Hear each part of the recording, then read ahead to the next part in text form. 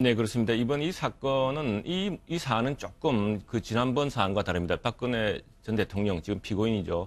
전 대통령이 재판에 출석하지 않고 있는 것은 이걸 정치 재판으로 이제 규정하고 있기 때문입니다. 예.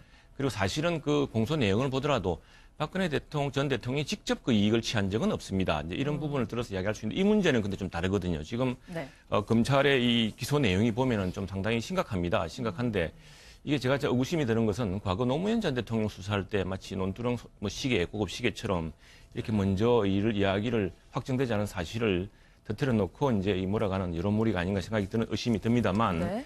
근데 이 문제는 어쨌거나 지금 박근혜 전 대통령뿐 아니라 측근들, 그 3인방이죠. 3인방과 다음에 국정원장, 비서실장 그리고 최측근들이 다 지금 이 문제에 걸려 있습니다. 굉장히 심각한 범죄거든요. 이 범죄 사실이 확정될 경우에는 혐의가 확정될 경우는 뇌물과 국고 손실로 가중처벌이 되어서요. 굉장히 무기 내지는 5년의 징이 형량 강합니다. 그리고 또 하나 재산 환수가 또 있습니다. 그렇죠. 상당히 심각한 문제이기 때문에 이 문제는 앞에 혐의를 정치적인 주장과 정치적 혐의로 보더라도 이 문제는 확실히 대처하겠다는 그런 이제 의사가 보이고요.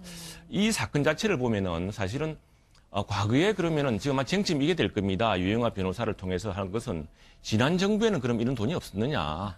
예, 이게 이제 전술이 여러 가지 엇갈린 이야기가 나오고 있습니다만 예. 노무현 대통령 때도 부활했다는 이야기도 있고 또 김대중 정부 때는 처음에 있다가 중간에 중단시켰다는 이야기도 나왔습니다. 그런데 또 하나 문제는 보면은 사실은 그 청와대 내 사용할 수 있는 돈이라는 게 그렇게 많지 않다는 게 아마 이번에 그 과정에서 좀 드러나는 것 같은데요.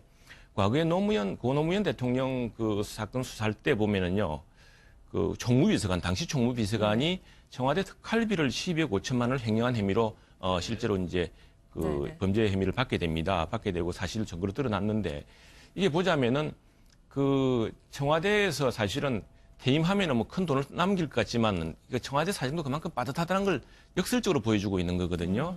그럴 경우에 과연 이 돈이 개인적으로 이게 개인적으로 사용된, 대통령을 위해 사용된 겁니다. 그 문제가. 이 문제를 가지고서 아마 유영하 변호사는 그것이 과연 사적 유용으로 볼 수 있느냐. 그리고 그것이 지난 정부와의 그 균형 문제, 형평 문제, 이런 문제에 대해서 그 반론을 펴서 굉장히 중대한 범죄 혐의로 기소했기 때문에 이 문제에 대한 아주 강력한 방어전을 펼 것 같습니다.